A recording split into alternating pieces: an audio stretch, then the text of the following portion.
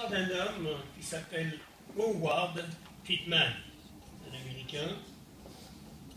Et cette histoire s'est passée en 1979, c'est récent. On peut l'écouter en entier, je ne sais pas si elle est traduite en français, en anglais en tout cas. Mais quelquefois sur Internet, on peut aussi avoir le français en même temps. On regarderait ceux qui sont des fanats. Howard Pittman, vous me demanderez. Je l'ai écouté avant de partir. Je n'ai pas écouté l'heure un quart, et j'en ai écouté des morceaux. Et là, je vous donne juste un résumé. Cet Howard Pittman était un homme qui, encore jeune, avait une belle carrière devant lui. Il était policier et tout marchait bien. Et puis à un moment donné, il décida de devenir prédicateur pour être à plein temps pour Dieu. Et il a décidé en disant: Dieu nous a dit qu'il fallait répandre son évangile, alors je vais répandre l'évangile. Et il prêchait partout. Il prêchait dans les rues. Dès qu'il avait une occasion, il donnait un témoignage à Jésus. Il prêchait sans cesse. Histoire vraie.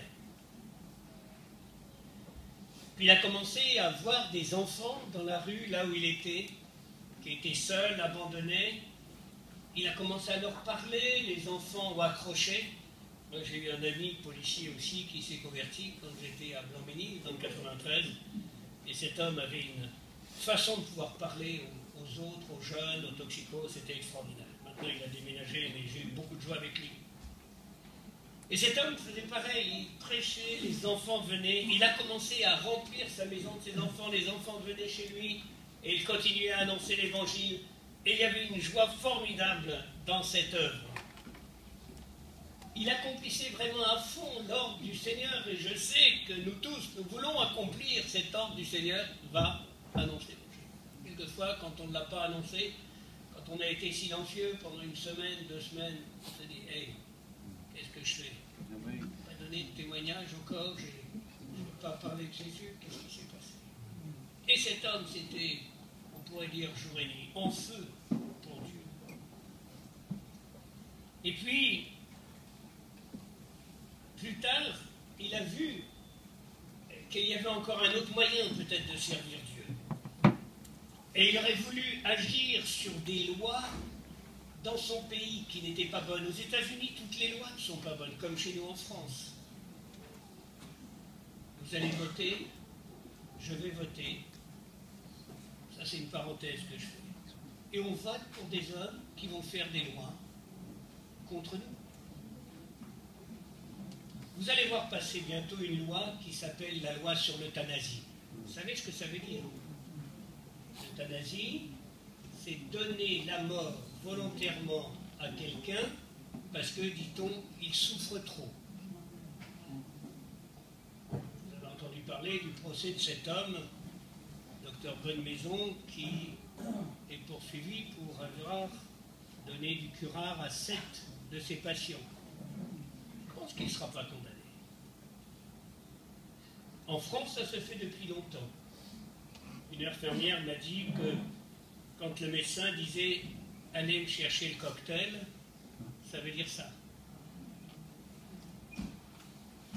Notre président et notre gouvernement va rentrer cette loi au Parlement en juin, juillet certainement, mais ils le feront avant la fin des 5 ans de notre président, parce qu'ils veulent que l'on puisse légaliser l'euthanasie. Savez-vous qu'en Belgique, même un enfant de 16 ans aura le droit de demander l'euthanasie? J'ai des amis médecins chrétiens, le beau-père de Michael est chrétien. Et à Valence, il y a 4 médecins chrétiens. Totalement. L'un d'entre eux s'occupe particulièrement des personnes âgées. Et il dit, l'euthanasie est inutile. Nous avons toutes les possibilités pour soigner les personnes âgées, pour calmer la souffrance. Mais on va répandre dans la tête des gens, oui, il faut, comme on a fait pour l'avortement. Comme on a fait pour l'avortement, ça va passer. Et la loi passera, et nous, chrétiens, qu'est-ce qu'on fait? qu'est-ce qu'on fait? Qu'est-ce qu'on dit? On vote pour ce qui nous arrange et on laisse de côté ce qui nous arrange pas. Ça, c'est dangereux. Je prends dans la Bible ce qui m'intéresse, je laisse ce qui m'intéresse pas. Et c'est toujours passionnant de prendre la Bible des chrétiens. Et de dire, toi, tu n'es pas juste parce que tu vas mentir par rapport à toi. Et de regarder si c'est usé. Mais moi, elle est neuve, c'est pour ça qu'elle n'est pas très usée. J'ai donné l'autre à mon petit-fils. Et de regarder, est-ce que je lis toute la Bible ou est-ce que je me suis gardé simplement les passages qui m'intéressent? Oui. Alors cet homme s'est dit, dans mon pays, il y a de mauvaises lois. Alors il a voulu rentrer là-dedans. Et puis, il a commencé à faire de la politique avec l'intention d'avoir une bonne influence, de dire, mais non, ça, il ne faut pas voter ça, il ne faut pas faire comme ça. Avoir une bonne influence. Faire attention quand on vote pour un député. Qu'est-ce qu'il croit? Qu'est-ce qu'il pense sur l'avortement? Moi, j'ai des frères qui écrivent en disant, monsieur le député, vous pouvez me répondre? Est-ce que vous êtes favorable à l'avortement? Vous répondez oui ou non. Est-ce que vous êtes favorable à l'euthanasie? Vous répondez oui ou non. Est-ce que vous êtes favorable au mariage des homosexuels? Vous me répondez oui ou non. Juste une petite croix. Mais je voterai, et tous mes amis chrétiens autour de moi voteront en considération de ce que vous aurez répondu. Si les 600 000 chrétiens qui, semble-t-il, on est en France, faisaient comme cela, je pense que la France changerait. Mais ne nous occupons que de nous, et nous ne rendons pas compte que nous sommes aussi dans un pays. Et Dieu veut le meilleur pour notre pays aussi. Bien, cet homme a essayé d'avoir une bonne influence. Et puis 4 jours avant d'être élu, 4 jours avant les élections, il a fait une rupture d'anévrisme, comme on dit, rupture d'artère. Il a eu une hémorragie interne phénoménale et il était comme mort. On lui a fait des transfusions, on a essayé de le remettre sur pied. Son état était lamentable, on n'y arrivait pas parce que cette hémorragie avait été trop forte et il est mort. Et pendant 15 minutes, les médecins ont tout fait pour le ranimer. Et finalement, il est revenu à la vie. Et ça s'arrêtait là, vous direz, écoute, Didier, tu nous as raconté une belle histoire, c'est formidable. On peut mourir, même quand on meurt, on a encore une chance. Mais l'histoire ne s'arrête pas là. Ensuite, il a rendu témoignage, et c'est son témoignage qu'il donne, bouleversant. Pendant qu'il était en train de mourir, il entendit une voix douce, paisible. Une voix, il dit, qu'on a envie d'entendre, tellement elle était agréable. Une voix tellement belle qui lui disait, détends-toi, meurs en paix. Il était conscient que son corps était sur une table, que des docteurs étaient en train d'essayer de le ranimer, il était conscient de cela. Il savait qu'il était au seuil de la mort, et soit il se battait encore avec ce qui restait de son esprit, qu'il était conscient. Et cette voix lui dit, ne fais pas de soucis, meurs en paix, ne respire plus. C'était une voix douce, paisible. Et il découvre d'un seul coup, c'était la voix du diable. Vous attendiez pas à ça, n'est-ce pas? Il découvre, il a comme une vision des choses, il découvre que c'était le diable qui était là, qui lui disait, ne combat pas, meurs maintenant. Moi, le diable s'était déguisé, sa voix est autre. Il raconte cette chose, il dit, c'était flagrant d'un seul coup, j'ai vu cela comme net. Et il y avait un voile devant lui, dans lequel il pénétra. C'était noir, comme dans un tunnel, au bout duquel il y avait une grande lumière. Et il vit 2 sections, deux endroits, mort et vie. Il vit un grand tableau sur lequel était écrit « Tout homme doit mourir, après quoi vient le jugement. » il voit cela. Alors, il entendit une voix forte comme le tonnerre des grandes eaux, comme on le dit dans la parole de Dieu, comme Dieu dit qu'il est comme cela, une voix forte qui disait « Ta foi est morte, ce que tu as fait est vain et inutile, ta vie était religieuse, je rejette ta vie comme une abomination. Penses-tu que je vais t'accepter ainsi, comme un pharisien? Des millions vivent comme toi. »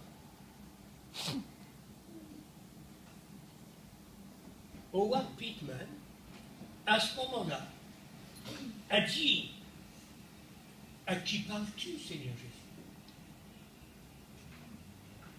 Ce que tu dis là ne me concerne pas.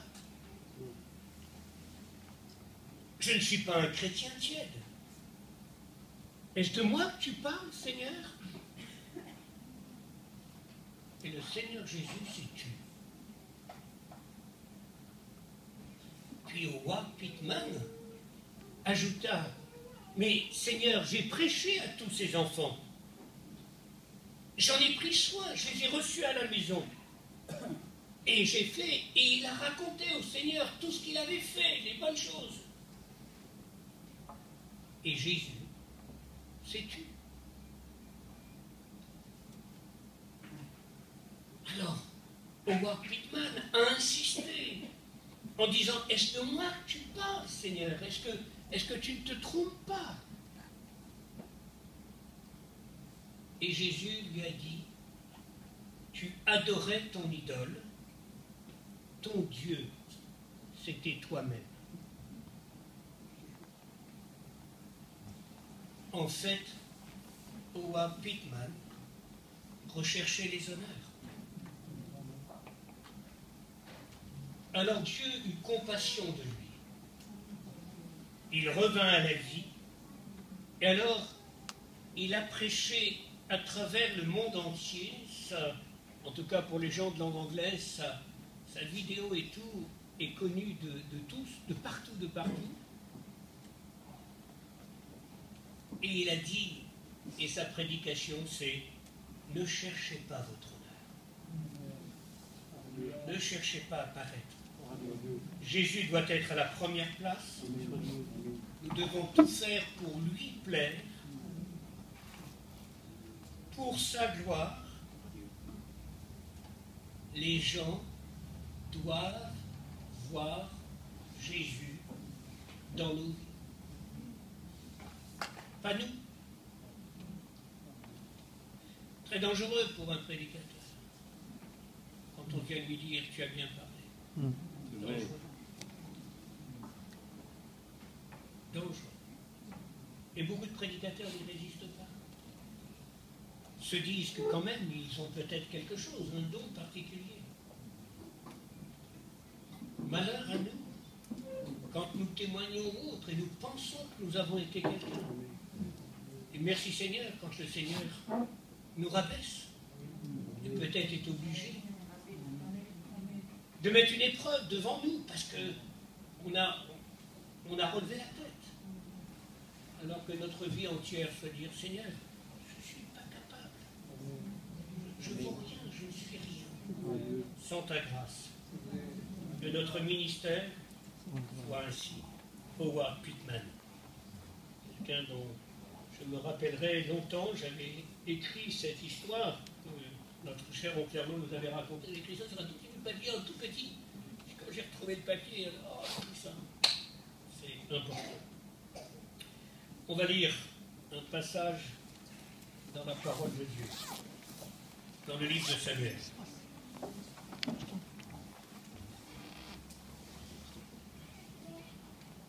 Premier livre de Samuel. On va encore prier, Seigneur, veuille bénir ta parole et toi-même. Parler au cœur de chacun d'entre nous. par ton Esprit Saint. Amen.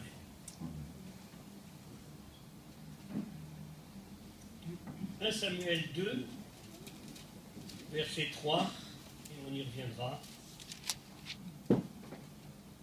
Car l'Éternel est un Dieu qui sait tout. Et par lui sont pesées toutes les actions. L'Éternel est un Dieu qui sait tout. On en doute quelquefois.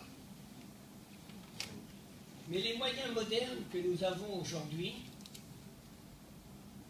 ne devraient pas nous faire douter que Dieu sait tout ce qui se passe. On admet qu'une bête masse de ferraille, un bout de ferraille avec quelques circuits électriques, qu'on appelle un ordinateur, s'ils sont très puissants, peuvent faire je ne sais pas combien de milliards d'opérations à la seconde. Vous savez ça, des ordinateurs très puissants. Et la puissance des ordinateurs double, paraît-il, chaque année. Et nous doutons que Dieu puisse se rappeler de chaque parole qu'on a dite, alors qu'on accepte qu'un ordinateur pourrait se rappeler de tout ça. Un ordinateur pourrait rentrer toutes les paroles que nous avons dites sur toute notre vie et les garder quelque part. Aujourd'hui, ça devient très dangereux, les ordinateurs, vous savez. Oui. Très, très dangereux. Ils se rappellent de choses, ils font des choses à votre place, et vont encore aller plus loin. On veut que l'ordinateur puisse être intelligent, qu'il puisse de lui-même dire ce qu'il faut faire. Nous vivons dans une époque étrange, et nous croyons à la puissance de la voiture. Si on vous vend une voiture qui fait 7 chevaux, 8 chevaux, j'en sais rien, vous croyez ce qu'on vous dit. Et puis voilà que Dieu nous dit, je sais tout. Tout. Ce que tu as dit dans le secret, ce que tu as dit lorsque personne ne te voyait, ce que tu as dit à telle jeune fille, telle jeune fille avec tel garçon, ce que tu as fait en secret, ce que personne n'a vu, ce que tout le monde ignorait. Moi, je le sais. On n'aimerait pas. Vous voyez ce fameux Facebook, vous connaissez. Terrible. Des jeunes se sont suicidés à cause de l'ordinateur. Parce que des photos d'eux-mêmes ont été mises, ont été vues par d'autres dans des situations pas possibles. Et des jeunes se sont tués à cause de ça. Il semble qu'on ne peut pas enlever certaines choses qui sont sur un ordinateur, qui existent après quelque part dans le monde. On ne peut pas l'enlever. C'est écrit. Et beaucoup de gens sont inquiets à cause de ça. Et nous avons un Dieu qui nous dit « je sais tout ». Au lieu de trembler ou d'admirer, vous dites « ok Seigneur, puisque tu sais tout, alors tu te rappelles de ça et ça et ça ». Seigneur dit « oui, bien sûr, c'est écrit, je le sais. Tu te rappelles aussi ce que j'ai fait quand j'avais 8 ans? Dieu m'a convaincu de pécher un jour pour une chose que j'avais fait il y a 8 ans. J'avais 8 ans. Et je l'ai confessé à 40 ans, à 45 ans. 8 ans. J'avais confessé quand j'étais petit à un prêtre, j'étais catholique. Et ça ne semblait pas de ma tête. C'était un truc bête. On peut le raconter. Un vieux péché, c'est pas un péché compromettant pour ma vie ou quoi. Vous pouvez le raconter, pas de problème. J'avais 8 ans.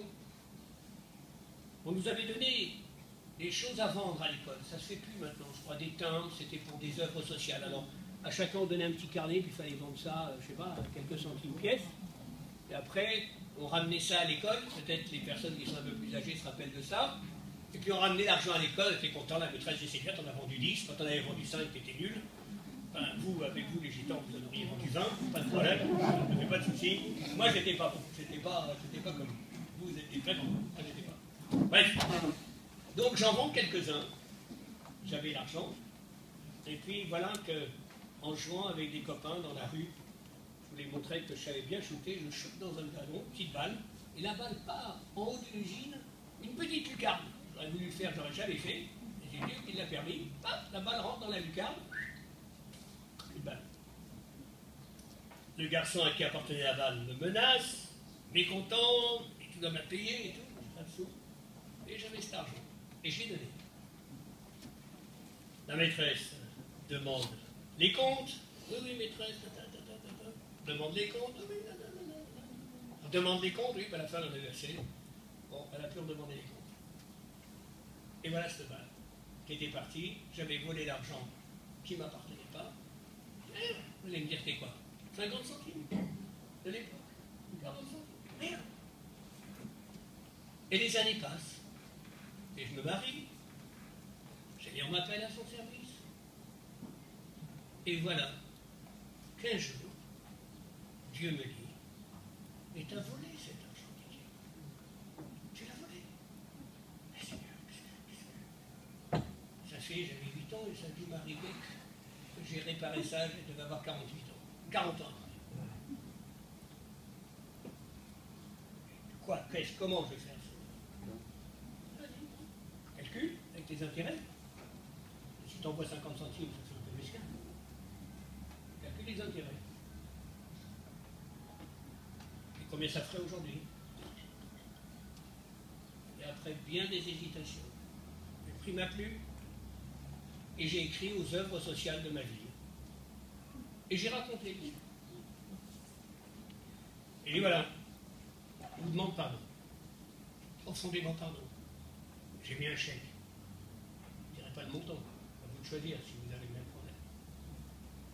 Et un chèque. J'ai envoyé. Vous savez ce qu'on m'a répondu? On ne m'a pas envoyé le chèque.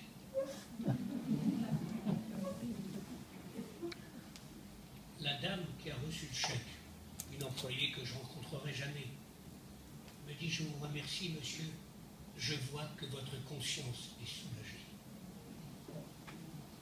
Tiens, cette femme savait encore qu'il y avait une conscience, et elle a compris qu'en faisant cela, c'était pour mettre en ordre ma conscience devant Dieu. Je lui ai dit, devant Dieu, je voulais régler la chose. Dieu sait tout. On ne pourra pas aller le rencontrer et lui dire, Seigneur, c'était trop vieux. Il nous rappellera les prédications qu'on a entendues de gauche et de droite. Et pourquoi tu ne me demandes pas ce que tu dois faire? Moi, si vous venez me voir pour n'importe quel sujet, je ne vous dirai pas ce que vous devez faire. Jamais. Jamais je vous dirai. N'allez pas voir les autres pour leur demander ce qu'il faut faire. Parce que ça veut dire que vous n'avez pas confiance que le Saint-Esprit parle. Allez voir le Seigneur. Seigneur, qu'est-ce que tu veux que je fasse dans cette situation? Ça s'est passé il y a 50 ans. Ça s'est passé il y a 20 ans. Ah, puis la grande. Alors là c'est l'argument massu pour Dieu. N'importe comment, Seigneur, je n'étais pas chrétien. Ah tiens. Le péché n'existe que pour les chrétiens alors. Ah non, les chrétiens ne pêchent plus. Non, mais alors, c'est quoi le péché? C'est la désobéissance à Dieu. Donc tu sois chrétien ou pas chrétien, tu seras jugé sur tes péchés. À la fois ceux que tu commets quand tu n'étais pas chrétien, à la fois ceux que tu as commis quand tu étais chrétien. Et on a tendance à dire, je suis sauvé, allez, Seigneur, tu laves d'un coup, tu laves tout. Vol, mensonge, l'adultère, lave tout, Seigneur. Seigneur, il nous dit, tu vas vite. Hein. Et ces péchés que tu as lavés trop vite, ils vont te retrouver. Ils risquent de te retrouver. Et un jour, comme ça m'est arrivé, ça ne m'est pas arrivé qu'à moi. Je pourrais vous présenter des dizaines de personnes à qui c'est arrivé. D'un seul coup, le Seigneur nous dit, mais cette chose-là, quand même, tu ne l'as jamais mis en ordre. J'ai assisté à la mort de nombreuses personnes. Mais l'un d'entre eux, particulièrement, m'a impressionné. Sa fille était là, sa femme était là, ma femme était là et j'étais là. Et cet homme, à un moment donné, un homme paisible, chrétien, sans histoire, tempérament doux. Comme on dit, on l'envoie au ciel comme ça. Et il savait qu'il allait mourir. Il était conscient. Il a appelé sa femme, il a dit, ma chérie, est-ce que tu peux aller demander pardon au cousin tel de ma part, j'aurai pas le temps, demande-lui pardon pour la dispute qu'on a eue. Étrange, juste avant de mourir. Peut-être dans son cœur, il avait déjà 1000 fois dit Seigneur, je te demande pardon, je n'aurais jamais me disputer. Mais là, il fallait que quelqu'un aille transporter son pardon. Et j'ai assisté à une autre mort, à l'enterrement. Nous étions 1000 de moi à l'enterrement. L'enterrement d'un garçon qui s'était fait tuer dans une rixe, dans une bagarre où il a voulu prendre part, parce qu'il était balèze, il faisait 2 mètres, il était costaud comme tout. Les copains l'ont appelé, un garçon, paraît-il, était chrétien, et puis ça a mal tourné, il y a un coup de feu, il a été blessé. Les copains terrorisés, ils l'ont poussé dans une voiture, ce colosse, ils ont abîmé beaucoup de choses, et ils l'ont mis après devant l'hôpital en sonnant, en disant voilà, puis ils sont partis en courant. Donc tout ça, ça l'a. L'hémorragie a été pire, et il est mort. Et on m'a demandé de faire l'enterrement. Et l'enterrement, comme j'ai pu, je ne connaissais pas, je connaissais bien les parents. Mais ce que j'ai vu me restera marqué. La mère, devant 1000 personnes, au cimetière, s'est jetée sur le cercueil en disant « Pardon, mon fils, pardon. » Mais pardon de quoi? J'en sais rien. Mais le fils ne pouvait pas répondre. De quoi maman avait-elle besoin de demander pardon? Est-ce qu'on est clair? Le Seigneur sait tout, mais elle ne savait pas que ce jour-là, son fils partirait. Elle ne savait pas que son fils, qui était doux, il allait prendre une balle de revolver, qu'elle allait le tuer. Est-ce que vous le savez? Vous ne savez pas. Qui sait? Qui sait ce qui va se passer? Et nous ne sommes pas prêts. Dieu sait tout. Si Dieu sait tout, pourquoi ne pas le dire? Dieu sait tout, et il veut qu'on puisse aller vers lui en disant « Puisque tu sais tout, Seigneur, aide-moi à m'en décharger parce que c'est un poids. » C'est un poids, ça reste, c'est notre conscience. C'est quelque chose de formidable, parce que notre conscience existe, et elle nous rappelle. Et c'est bon. Et le Seigneur Jésus nous aide à nous rappeler des choses, pas pour nous condamner, mais que nous puissions. La vie devient plus légère quand on peut l'avouer et demander pardon. Par la grâce de Dieu, lorsque le Seigneur m'a appelé en Algérie, la guerre était finie, et je suis tombé sur un aumônier, un pasteur militaire, qui était juste à peine plus vieux que moi, 1 an de plus. Et bien avant le temps où je savais qu'il fallait vraiment mettre en ordre les choses, bien avant le temps où j'ai découvert cette joie de pouvoir confesser à quelqu'un, puis prier avec la personne pour recevoir le pardon de Dieu, cet homme, au moment où j'ai donné mon cœur, ma vie à Dieu, en disant un Dieu qui se révèle comme ça, je le servirai toute ma vie. Le lendemain, c'était à l'armée, il m'a donné un stylo, un papier. Il m'a dit, avant de rentrer en France, mets en ordre les choses. Oh, je bénis Dieu pour qu'il ait fait ça. Mets en ordre. Les amis, on rentre d'Algérie, 10 mois d'Algérie. On rentre, on revoit les amis. I-E-S. Les amis filles. Oh, je n'avais pas fait des tas de misère avec eux. Mais j'avais des amis. Et cet homme m'a dit, prends un papier, parce que quand tu seras en France, tu ne pourras plus le faire. Je bénis Dieu qu'il a fait ça. Qu'il m'ait poussé à mettre en ordre, afin que les personnes qu'on peut croiser dans la rue, j'aurais demandé pardon. J'aurais demandé pardon. Mais, il ne m'était pas chrétien. Et alors, où est la différence?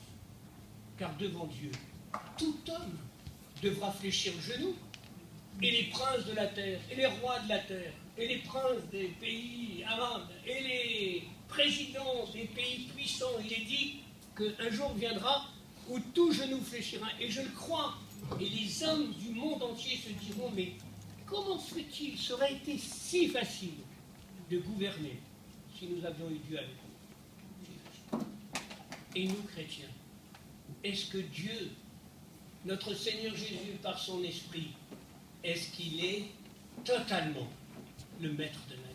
Est-ce qu'il dirige ma vie? Est-ce que je lui demande? Est-ce qu'il dirige ma vie quand je suis en voiture? C'est là où les chrétiens ont le plus de difficultés. Peut-être que certains d'entre vous ont des poissons. Mais si vous êtes encore capable de vous mettre en colère, mettez plus un poisson rouge à l'arrière de votre voiture, mais mettez plutôt un requin. Ça n'a pas de sens d'avoir un poisson qui fait. Et puis quelqu'un vous double ou quelque chose comme ça. Oh, combien de fois j'ai vu ça? Combien? À tel point qu'un jour, il y a comme ça une voiture avec un poisson. Et j'ai fait une erreur, pas volontaire, ouais, ça rien peut-être. Non, j'ai fait une erreur. Et personne m'a... Et moi j'ai vu le poisson. Ah, j'ai dit à ma femme, tiens, c'est étrange. Prochaine fois, je vois un poisson. Et heureusement, ma femme m'a empêché de le faire. Après, je souhaitais énerver toujours les poissons pour voir s'ils étaient des poissons ou s'ils étaient des requins. Ma femme dit non, arrête, arrête, arrête.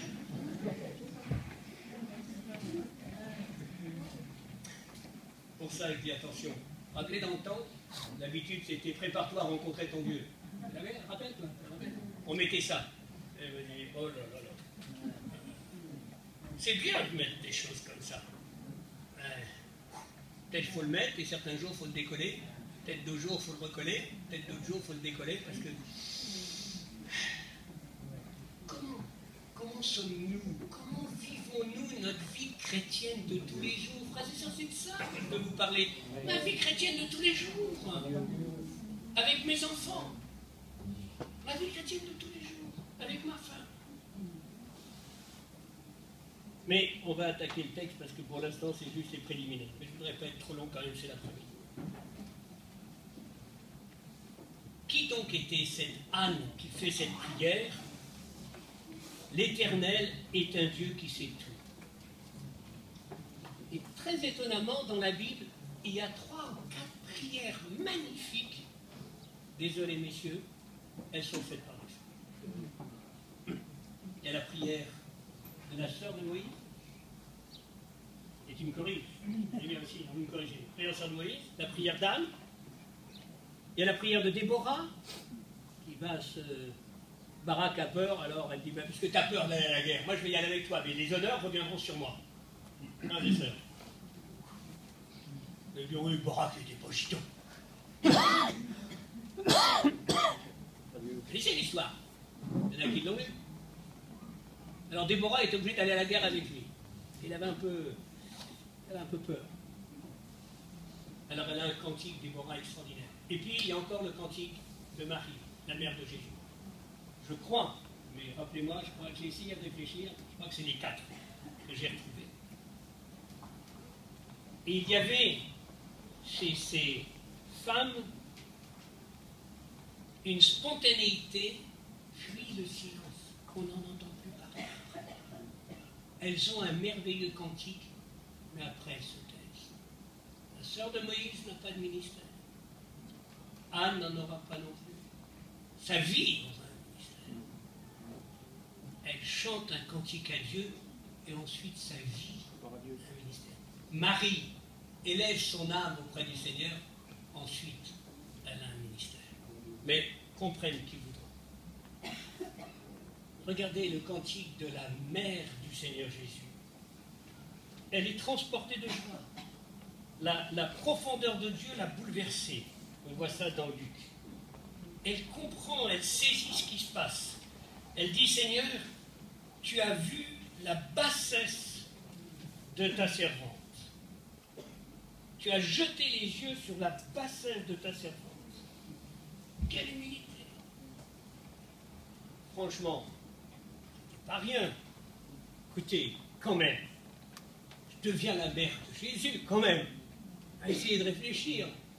Les catholiques en ont fait une montagne à un moment donné. Elle devient la mère de Dieu, comme on dit. vrai, c'est la mère de Jésus, elle n'est pas la mère de Dieu, la mère de Jésus. Jésus fait homme sur la terre. Elle aurait pu dire, ah, magnifique Seigneur, tu m'as fait quand même un grand honneur, c'est bien, je suis contente, merci Seigneur, c'est formidable ce que tu m'as donné. Elle dit non, merci parce que tu as jeté un œil sur la bassesse, c'est-à-dire au moment où elle prie, elle descend encore un peu plus bas.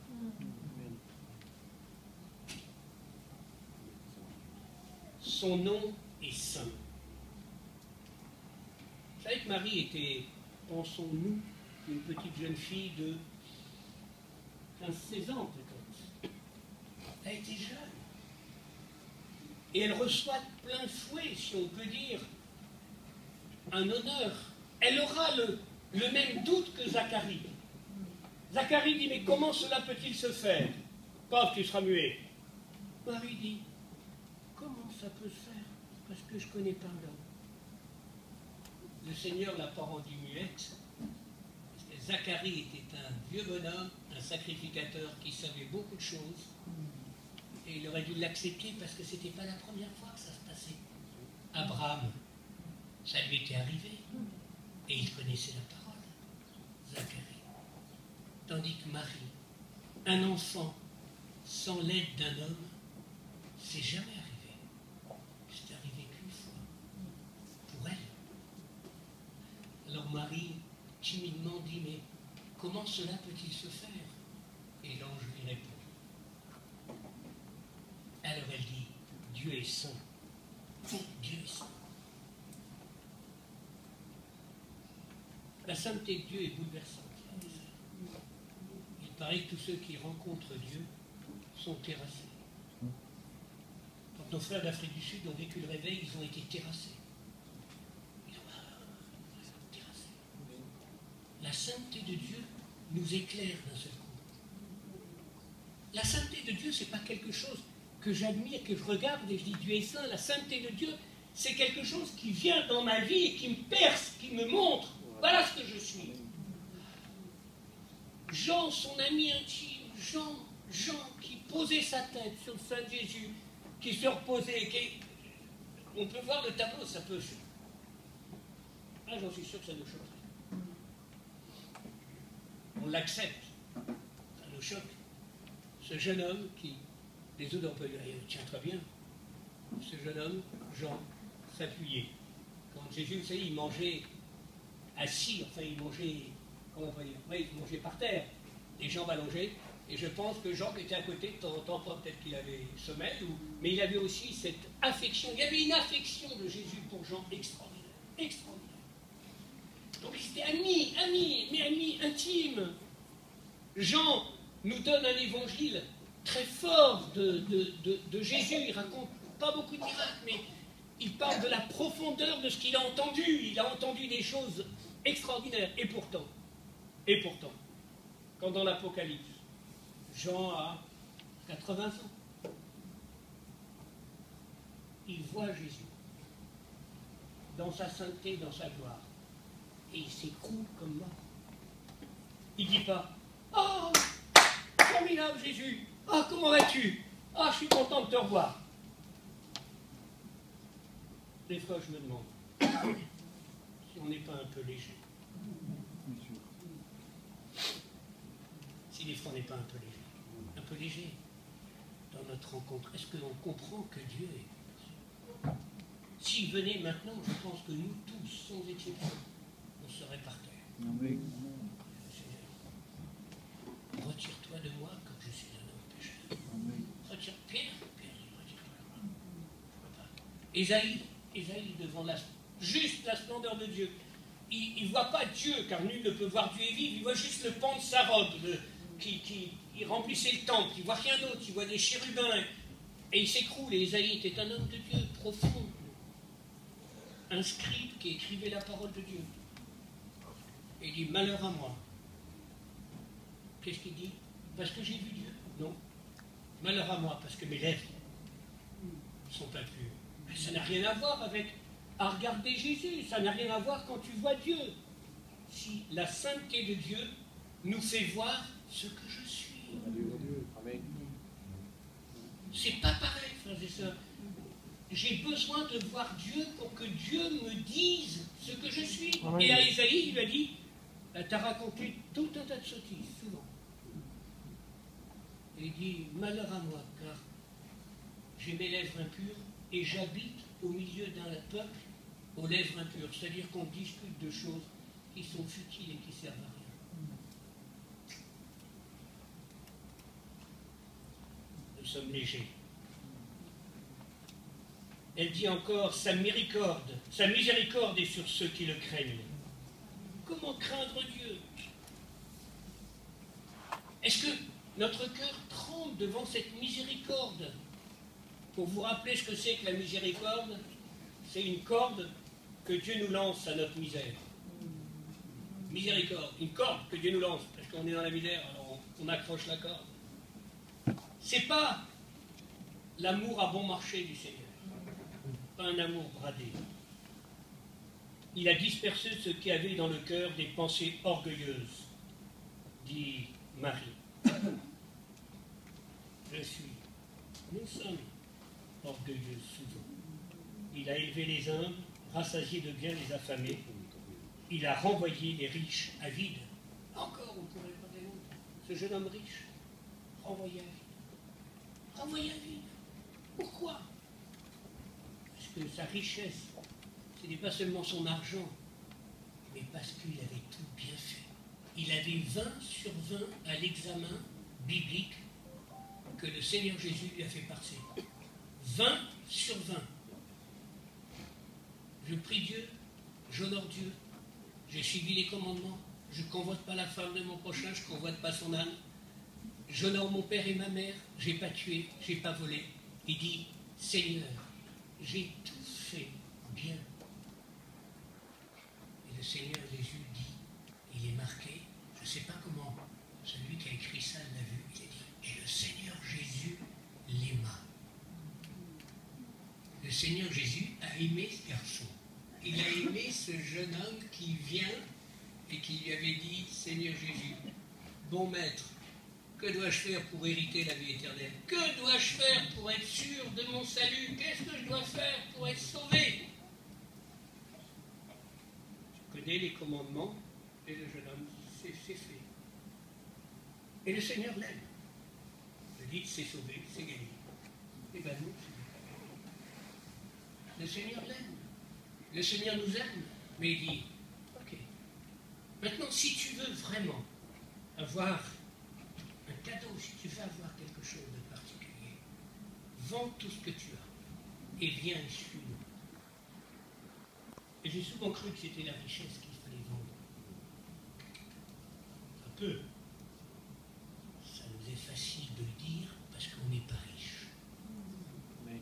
Alors on dit, toi le riche, il faut que tu vendes tout ce que tu as. Moi j'ai pas rien, Seigneur, alors je peux rien vendre. C'est pas de cette richesse-là souvent qu'il est parlé. C'est la richesse que j'ai accumulée à l'intérieur de moi. Je sais. C'est cette richesse-là. Mais oui, ça va, je sais, je connais la parole. Je sais. Ah oui, Seigneur, il dit, vends-le ça, vends. Dégage tout cela, enlève ta connaissance, enlève tout. Et suis-moi.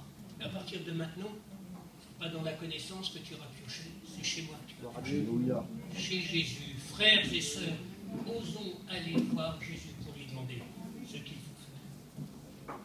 Que de paroles prophétiques. Et pour finir sur ce passage,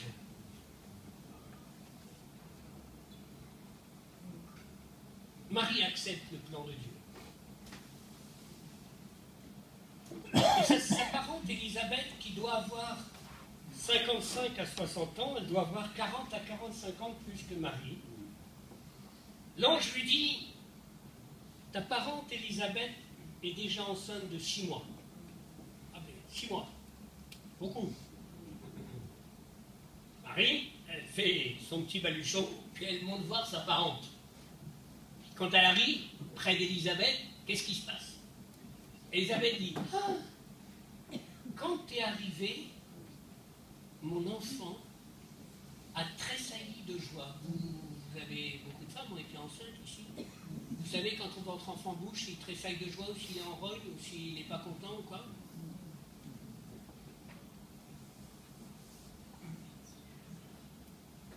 Mais il est évident que si un enfant entend des disputes ou de la mauvaise musique, l'enfant est animé par un autre esprit à l'intérieur du sein de sa mère. C'est clair. Des expériences ont été faites avec la musique. C'est clair que l'enfant entend. Cet enfant de 6 mois tressaille de joie. Et quel âge a le bébé Jésus dans le sein de Marie? 2 semaines pour le voyage, 1 semaine, 3 semaines. Là, l'enfant Jésus est vraiment une masse informe et il n'a pas de forme. Il est un amas de cellules. Et pourtant, quand il arrive dans le sein de sa mère, quand il arrive dans le ventre de sa mère, quand il arrive alors qu'il n'est rien, Jean-Baptiste, déjà à 6 mois, reconnaît que c'est l'enfant.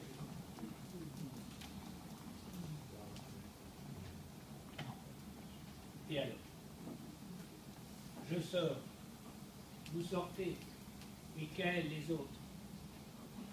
Je vais voir quelqu'un.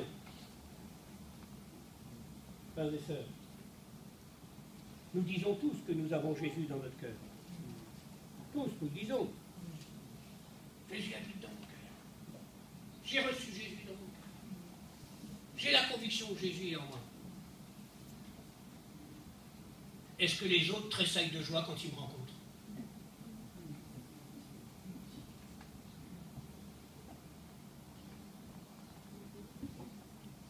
Et c'est pas un embryon que j'ai en moi.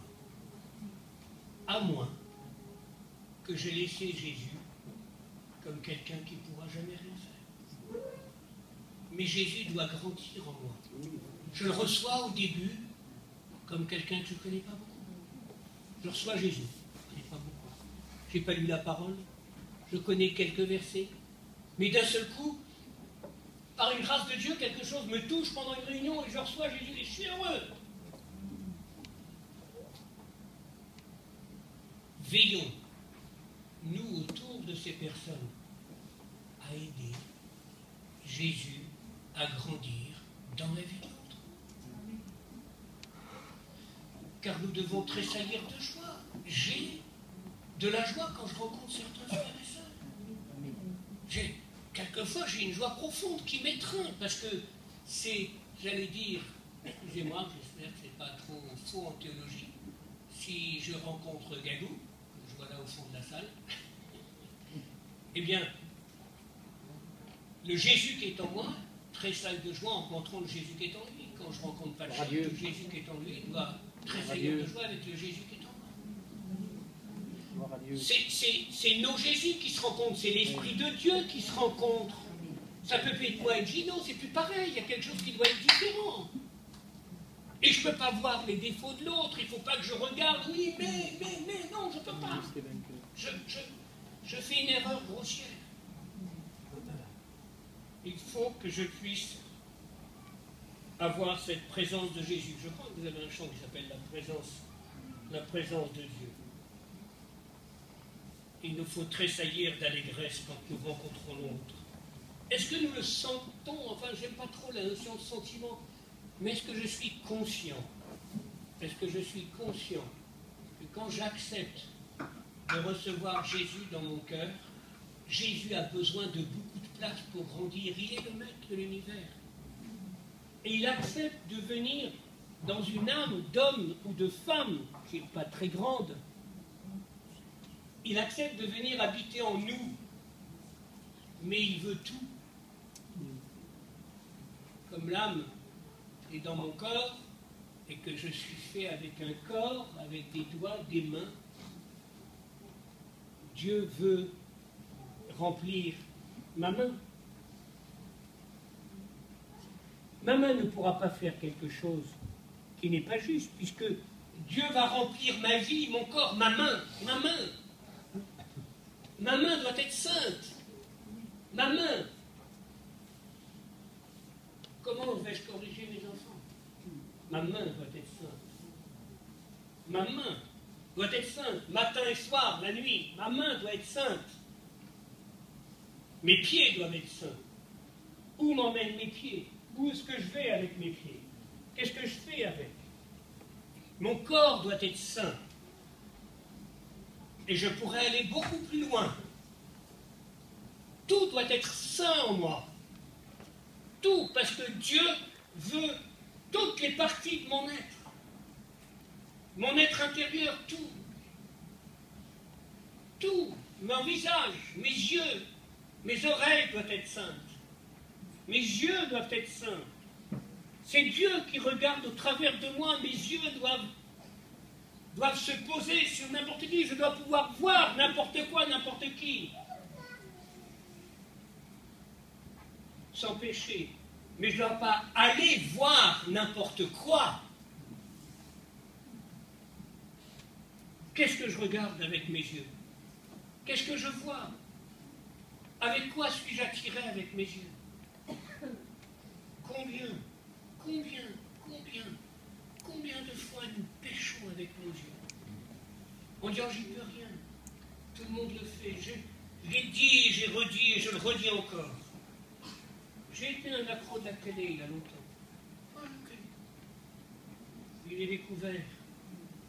J'ai découvert que ce que je vois influence ma vie. Comment faire? C'est simple, je donne toujours la même recette. Quand vous asseyez à la télé, ayez toujours une chaise supplémentaire.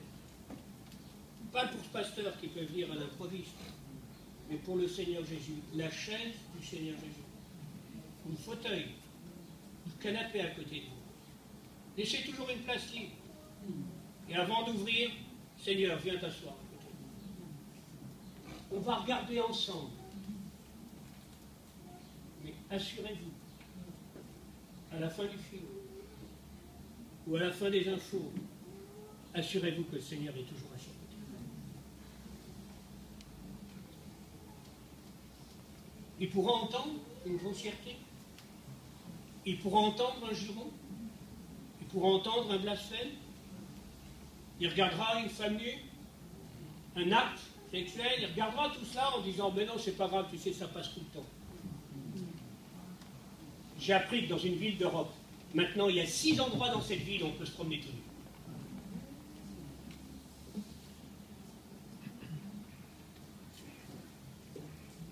Et en France maintenant, c'est une façon de protester, se mettre tout nu. Vous savez ça? Il y en a qui se sont mis tout nus il n'y a pas longtemps.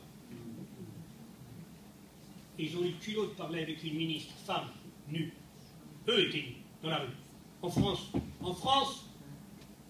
pas chez les papous, pas en Afrique, pas je ne sais où, en France. Et on se dénude de plus en plus. Oui. Comment se fait-il? Et notre cœur n'est pas alarmé. Je ne demande pas de juger, je ne jugerai pas. Mais je dis simplement, frères et sœurs, nous qui voulons respirer l'Esprit de Dieu, on veut être remplis de l'Esprit de Dieu, on est plein, je veux encore que l'Esprit travaille dans mon cœur, encore plus. Je veux, Seigneur, que tu me sanctifies. Tout, Seigneur, tout. Mais si quelque chose trouble mes yeux, alors je ne mets plus mes yeux devant la chose qui me trouble. C'est tout. Mais tourmentez pas votre cœur, frères et sœurs. Et si des choses ont troublé vos yeux, confessez-le, frères et sœurs. Dites pardon, Seigneur Jésus, pardon. Et si vous n'arrivez pas à trouver pardon, venez prier, pardon. Aucune honte à avoir. Le jugement ne m'appartient pas. Et quand je prie avec vous, c'est parce que Dieu dit, là où 2 ou 3 sont assemblés en mon nom, je suis au milieu d'eux. Confessez pas vos fautes les uns aux autres, en disant, parce que vous rencontrerez toujours quelqu'un qui vous dira, moi je fais pareil, j'arrive pas. Alors bon, c'est cuit, c'est pas. C'est ce qu'on m'a dit. C'est ce qu'on m'a dit quand j'étais jeune pasteur. Est-il possible de jamais disputer? J'ai raconté ça à table. Est-ce qu'il est possible de jamais disputer avec son épouse? Et 12 ou 15 prédicateurs, des hommes de Dieu, des professeurs, des gens dont je n'ai aucun doute de leur foi chrétienne. Ils m'ont dit non, c'est pas possible. La dispute fait partie du couple. On se réconcilie, puis Seigneur pardonne. Et puis à 48 ans, après 25-30 ans, à peu près à 47 ans, je suis allé en Afrique du Sud. Là où il y a le réveil, pas là où il y a eu un réveil, là où il y a le réveil. Et je suis resté 2 mois et demi dans une famille, 1 mois une autre fois.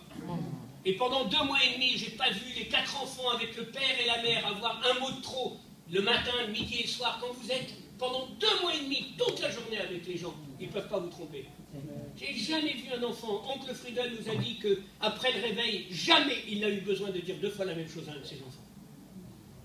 Jamais répété 2 fois. Ah oui, d'accord, c'est l'Afrique du Sud, c'est des gens qui sont un peu sauvages, pas éduqués là-bas. Plaisanter. Et quand j'ai vu que c'était possible, j'avais le choix.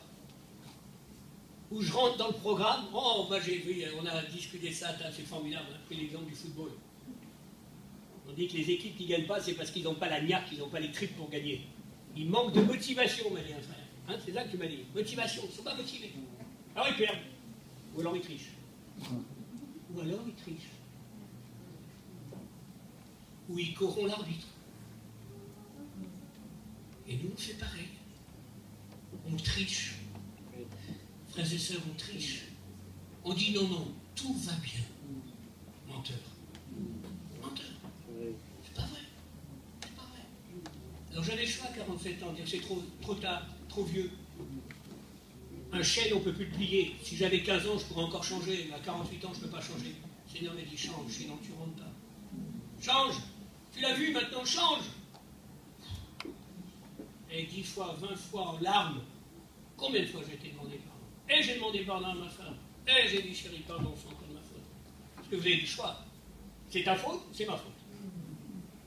Mais quand Dieu vous révèle quelque chose à vous, même si ce n'est pas votre faute, c'est votre faute quand même. C'est compliqué. Pardonne-nous nos offenses, comme, continuez, comme nous pardonnons à ceux qui nous ont offensés. Nous pardonnons à ceux qui nous ont fait mal. J'ai toujours dans la tête, je peux plus l'avoir autrement, la prière d'un petit enfant, et c'est une histoire vraie. C'est une dame qui nous a, ça Madame Dupont. L'enfant priait et il entendait, il était petit, il a dit « Pardonne-nous nos offenses comme nous pardonnons à ceux qui nous ont tant fessés. » Il avait compris qu'ils nous ont offensés en disant « Comme nous pardonnons à ceux qui nous ont tant fessés. » J'ai trouvé que c'était très beau. J'ai trouvé que c'était magnifique. Magnifique, ce petit enfant qui se rappelait qu'il s'était ramassé plusieurs fois des corrections. Il dit, bon, il faut que je pardonne à ma maman ou mon papa parce qu'ils m'ont filé beaucoup de fessées. C'était presque prophétique, n'est-ce pas? Je pardonne à celui qui m'a offensé. Donc, que ce soit la faute de ma femme ou la mienne, il fallait que je demande pardon. Quand c'était ma faute, il fallait que je demande pardon. Si c'était elle, il fallait que je demande pardon encore. Que je pardonne. Et le plus, c'est de dire pardon. Parce que j'aurais dû. Et un jour, ma femme m'a dit, écoute mon chéri, si tu veux arrêter de me demander pardon, le mieux, c'est que tu changes. Wow. Des fois, les femmes ont des paroles d'une sagesse. Mais elle me l'a dit qu'une fois. Ça m'a quand même... Ça m'a un peu fait mal quand même. Parce que j'ai réfléchi, je me suis dit, mais c'est elle qui a raison, c'est pas moi.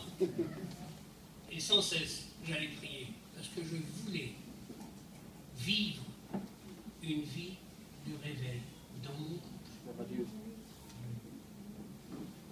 Jusqu'au jour, c'est la seule chose que je dirais sur moi-même, jusqu'au jour où ma femme m'a dit, des années après, chérie, tu as changé. Amen. Il peut y avoir des nuages, et je ne laisse pas le nuage s'installer.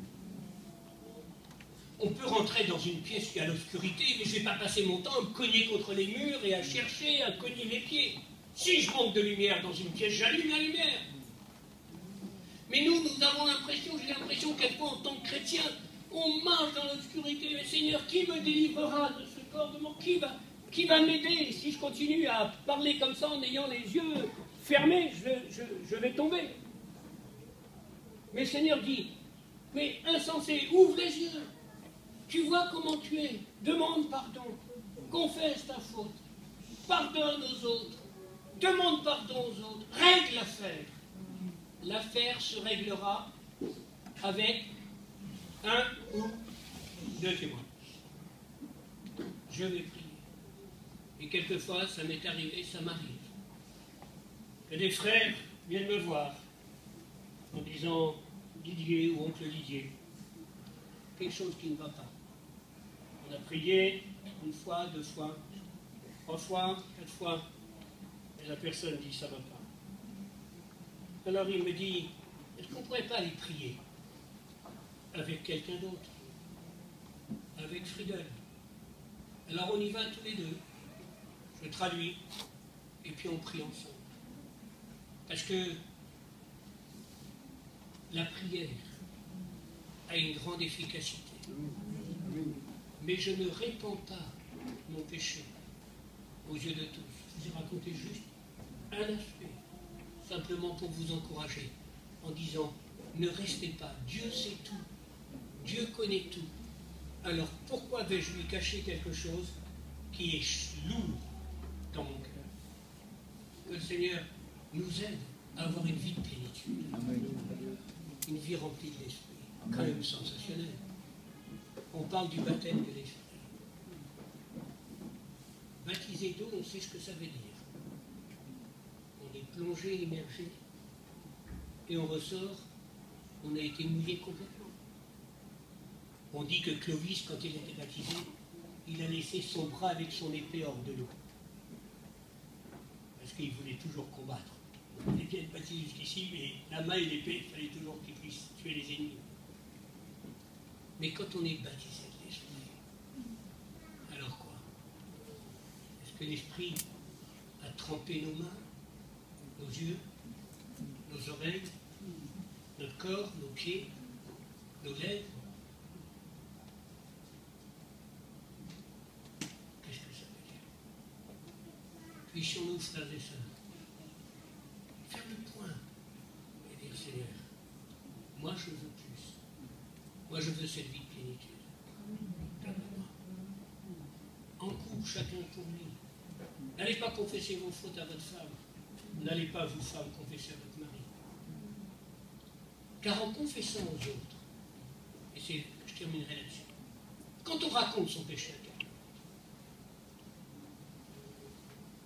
quand j'entends, je vais tout de suite voir le Seigneur, avec la personne. Seigneur, pardonne, purifie, que ton sang précieux sanctifie cette personne, efface. Mais si je vais le raconter à quelqu'un, il ne peut pas porter. Si ce n'est pas Dieu qui lui a donné ce ministère, il ne peut pas porter. J'ai eu le cas, il n'y a pas longtemps, d'un homme qui est venu me voir. Sa femme est venue me voir. Et après l'homme. Et il avait péché. Plusieurs fois. Il a confessé son péché à quelqu'un. Pas chez nous. Et pas chez nous. Il a confessé à quelqu'un. Il est revenu libéré, heureux. Et puis, un jour, il m'a dit, ah, je me suis tellement senti heureux que j'ai été voir ma femme, j'ai dit, tu sais, ma chère épouse, je t'ai trompé, cette fois. Aujourd'hui, sa femme s'en remet pas. Sa femme s'en remet pas. Elle est venue voir en larmes, en pasteur Didier, je ne m'en sors pas. Pas quelqu'un chez nous, quelqu'un d'extérieur. Elle me dit, voir, je ne m'en sors pas. Maintenant, je soupçonne dans tout, je me dis, mais où, quand, comment? Et puis il revient tard le soir, ça y est, ça recommence. Et elle dit, je ne vis plus. Et ils n'ont plus de vie, ils n'ont plus de vie. Ils n'arrivent plus à vivre ensemble. Et je me demande comment ce couple va pouvoir, et j'ai dit au mari, mais pourquoi tu avais... Ah, tu comprends, il fallait que je lui avoue, mais tu as été rechercher des péchés qui étaient noyés dans le sang du Seigneur Jésus, qui étaient aussi loin que l'Orient est éloigné de l'Occident. Des péchés qui avaient été jetés au fond de la mer, tu les as repris, tu avais été demandé pardon Seigneur, tu les as repris et tu les as remis sur ta femme. Et ta femme n'est pas morte sur la croix pour toi. Qu'est-ce que tu vas raconter à ta femme et à ton mari? Ils ne sont pas morts sur la croix pour toi. Et c'est pour ça que si on va voir quelqu'un, soyez sûr que cette personne est bien à même, humblement, de dire, écoute, on va porter ce péché au Seigneur Jésus. Et c'est fini, t'en parles plus. Tu ne reviens pas en disant à l'église, ah ça y est, moi j'ai été pardonné d'un péché d'adultère. Tais-toi. Tais-toi. Tais-toi. Ah, que je suis attiré par la pornographie. Tais-toi. Tais-toi si tu es attiré par la pornographie. Tais-toi. Va voir un homme de Dieu dont tu es sûr et dis, prie pour moi parce que je suis attiré par ce péché. Mais tais-toi. Raconte pas ça à un qui te dira, ah, c'est étrange, moi aussi. Et c'est fini. Et c'est fini. Frères et sœurs, soyons sages, remplis de l'Esprit de Dieu. On va prier. Seigneur Jésus, à combien nous avons besoin de cette sagesse? Combien, nous tous, nous avons besoin de cette sagesse. Et puis nous avons besoin que tu viennes nous voir. Et si tu viens nous voir et que tu découvres quelque chose dans notre vie, tu fais comme ce monsieur Pittman, ou comme Ésaïe, qui a découvert d'un seul coup que ses lèvres étaient impures, ou comme Jean qui est tombé comme mort à tes pieds, parce que bien qu'il fût ton ami, il n'a pas supporté ta grande sainteté. Tu étais auprès de Dieu et il ne pouvait plus, c'était plus pareil. Ça va être dur, Seigneur, peut-être pour nous tous. Ça va être dur d'être confronté à ça. De dire, mais comment je vais faire? Comment je vais faire? Aide-nous, Seigneur. Aide-nous, quelle que soit la difficulté, aide-nous à passer. Dans nos couples, nous les hommes, dans nos vies d'hommes, dans nos vies intimes d'hommes, les femmes, dans leur vie intime de femmes, les enfants, les jeunes filles, les jeunes gens, aide-nous à passer, Seigneur, afin que tu puisses dire, tu es prêt, je peux t'appeler n'importe quand à me rejoindre dans les cieux. Sois béni, Seigneur Jésus. Amen.